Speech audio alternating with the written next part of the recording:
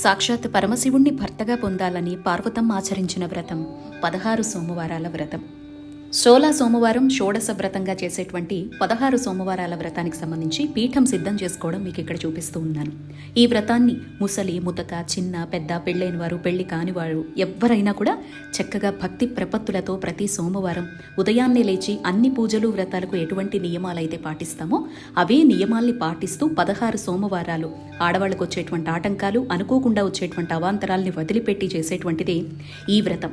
ఇలా 16 సోమవారాల పాటు మన స్వహస్తాలతో పార్థివ లింగాన్ని తయారు చేసుకుని పుట్టమన్నుతో అలా 16 సోమవారాలు పూర్తయ్యాక 17వ సోమవారం నాడు మొత్తం లింగాలన్నింటినీ ఒక దగ్గర పెట్టుకొని స్వామివారికి కృతజ్ఞతాపూర్వకంగా పూజ చేసుకొని 3 నెలల లోపల ఏదైనా పుణ్యతీర్థంలో తీసుకువెళ్ళి ఆ లింగాలన్నింటినీ కూడా నిమజ్జనం చేసి రావాలి.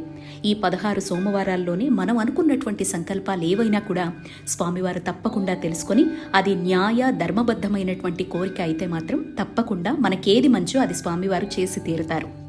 చిన్నపిల్లలు, గర్భిణులు, మెడికేషన్ మీద ఉన్నవాళ్ళు, అనారోగ్యంతో ఉన్నవాళ్ళు తప్ప మిగతా ఎవరైనా ఆరోగ్యం సహకరించినంత వరకు ఉప్పు, కారం లేకుండా ఆ రోజు సాత్వికంగా ఆహారం తీసుకునేలాగా చూసుకోవాలి. ఉదయమైనా లేదా సాయంత్రం ప్రదోష సమయంలో అయినా ఈ వ్రతాన్ని ఆచరించవచ్చు.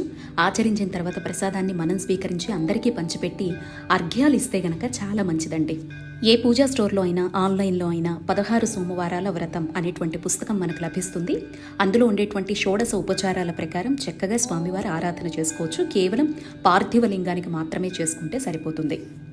లేదా మన ఛానల్తో పాటుగా ఎంతోమంది పెద్ద పెద్ద గురువులు కూడా ఈ పూజా విధానాలు పెట్టారండి, యూట్యూబ్లో చూడొచ్చు.